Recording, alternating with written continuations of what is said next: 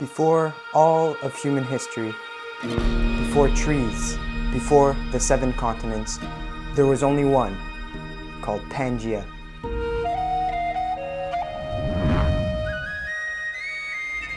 It united all of the land on Earth for thousands of leagues, but inch by inch, it was torn and ripped.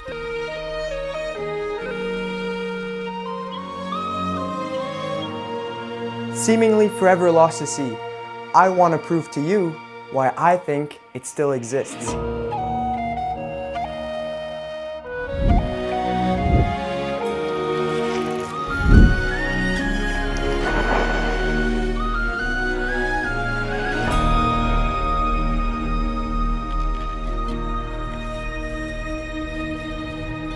This summer, I embarked on a journey to find new pieces to a puzzle that is older than time.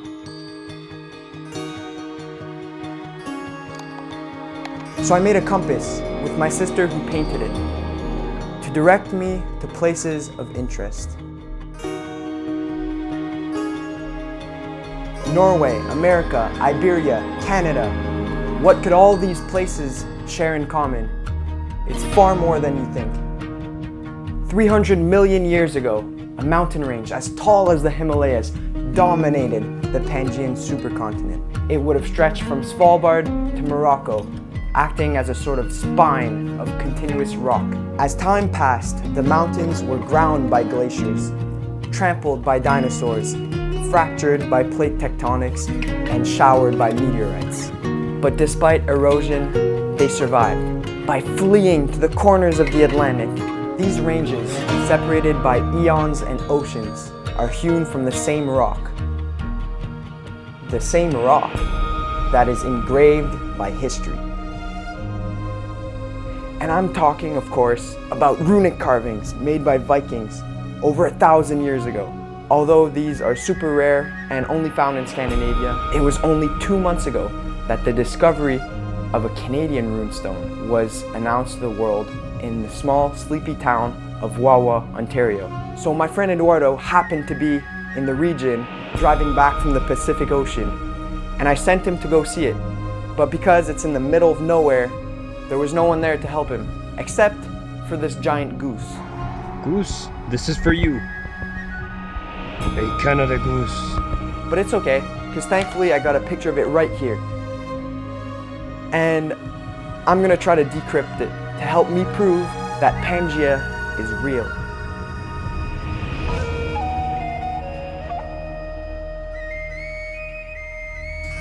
Pangea, Yes, I'm here. where is Norway? Okay.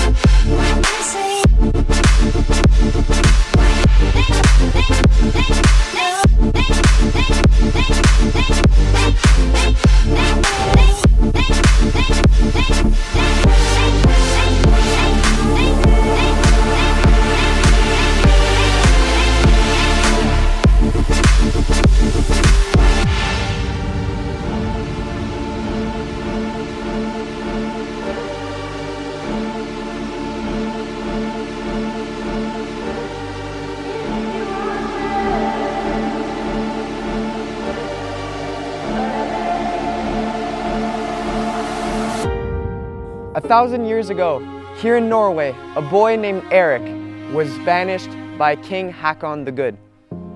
He was born and raised under the thatched roofs and the beautiful cultivated hills of Jæren. But because his father had done some Viking things that were unpalatable for the Viking king himself. He was banished, forced to leave, never to return.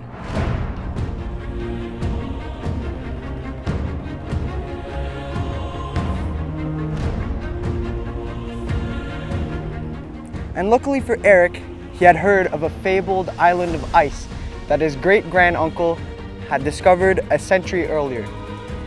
So he set sail towards the west in a Viking longboat, and for 5 days and 5 nights, he and his family endured the harsh waters of the North Atlantic until the 6th morning, where the bottom of their ship grazed the black sand and ran aground the volcanic beaches of Iceland.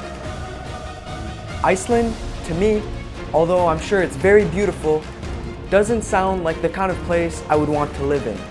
But to the ears of a medieval Norwegian fugitive, the word Iceland rings of opportunity. Back then, the island was not yet fully settled, and there was still a lot of land that was up for grabs. So it offered a second chance to anybody seeking a fresh start away from the crowded European mainland. Eric's new life would begin in the north of Iceland, where he would marry his beautiful wife, Thiodhild, and keep an estate sort of as a clan leader. So he's doing pretty good for himself. One would say he has it all.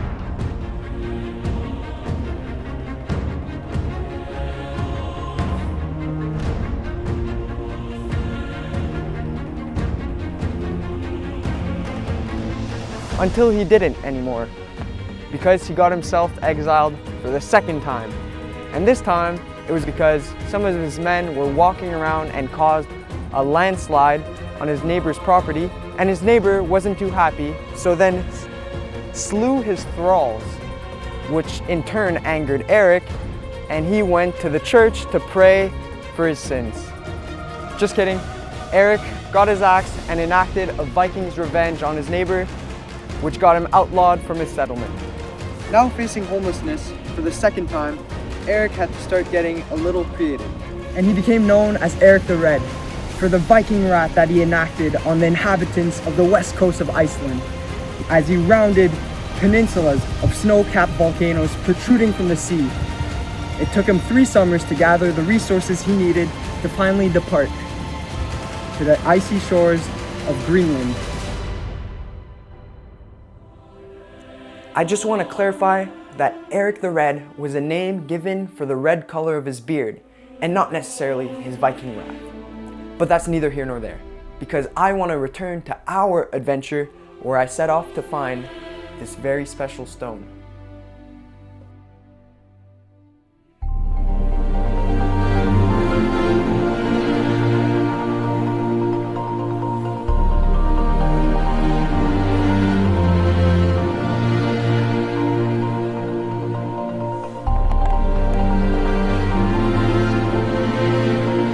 Pangea. How can I help? Set bearing to Norway. Okay.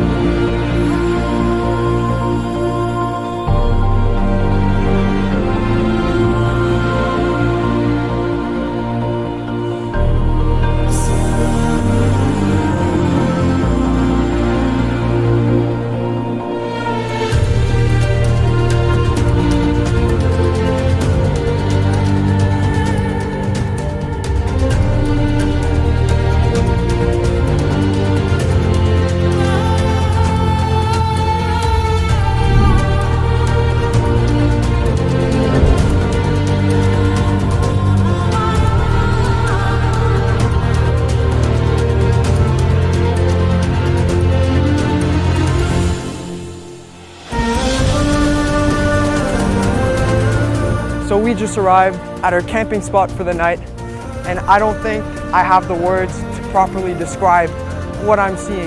To the south, we have a white sleet barreling down from the high ground with the force of a glacier. And to the north, we have an army, a Greek phalanx lined up perfectly in rank, ready to storm the shore. And in the middle, you have a beautiful white sand beach with water from the Arctic Ocean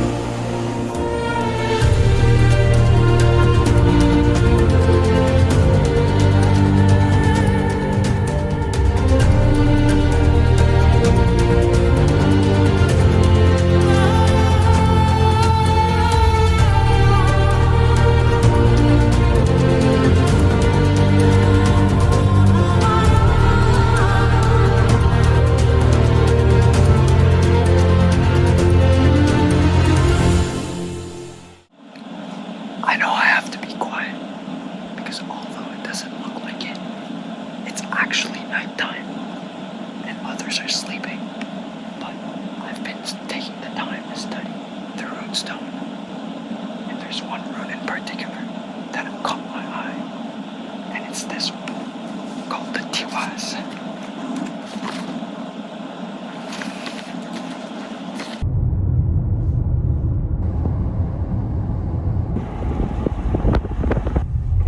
Oh, there we go. Let's go. We're above the cloud.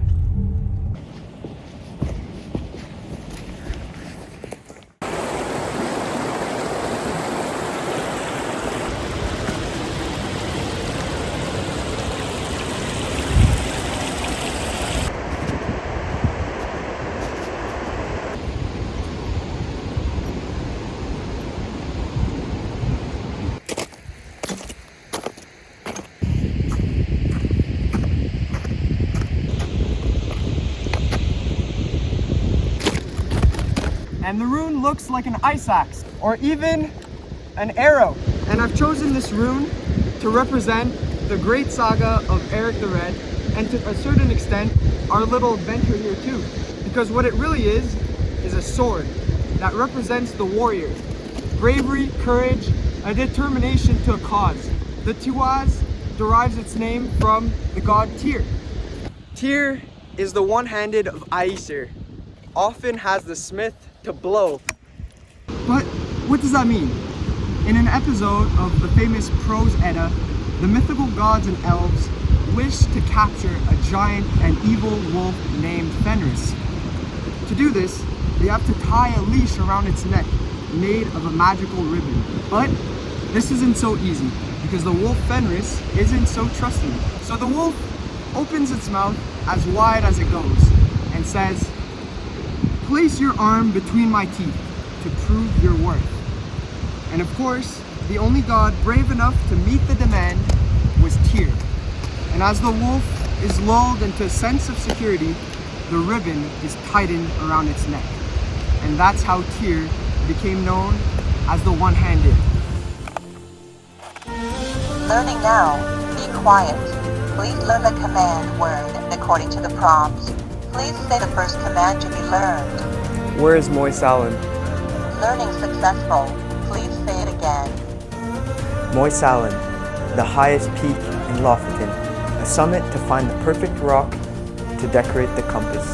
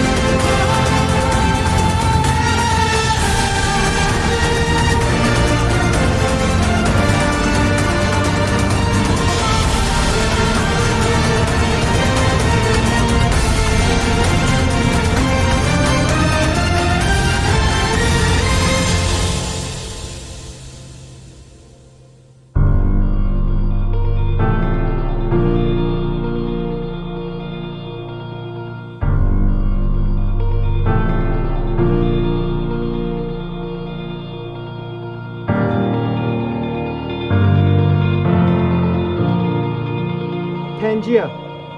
How can I help?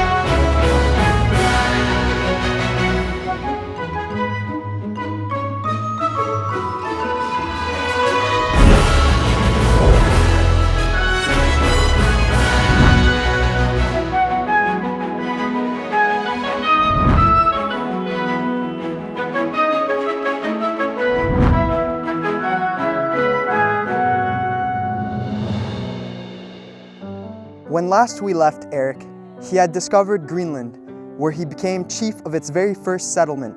He ruled for many years without ever being banished again. But if his story ends in Greenland, then how is a runestone going to be carved here? That's where his son comes in. Leif Erikson, having been born in Iceland after his family's banishment, he was allowed to return to Norway and meet the king, Olaf I. It's a great irony that Leif is welcomed by a man who is the descendant of the king who banished his father. And in Norway, he becomes a Christian and is given the mission to Christianize all of Greenland.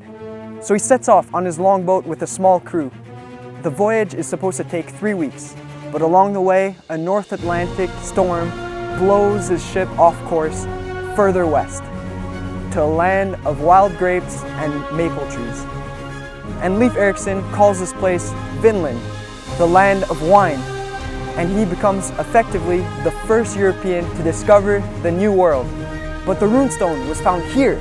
Could it be evidence that Vikings ventured even deeper? Well, a couple months ago, I studied it.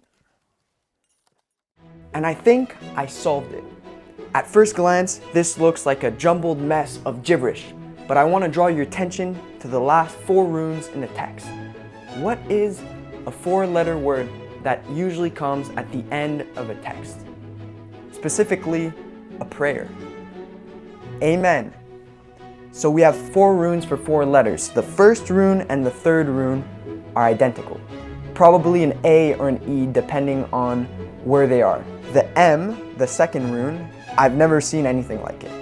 But the N points us towards a rune set used by a man called Burius. He was a Swedish man. So although Leif Erikson was Christian, he would not have been able to engrave this runestone. But let's continue.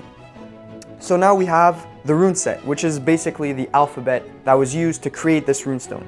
And I was able to retranscribe most of the runes, except a couple of them which remained as interrogation marks because I couldn't really see what they were.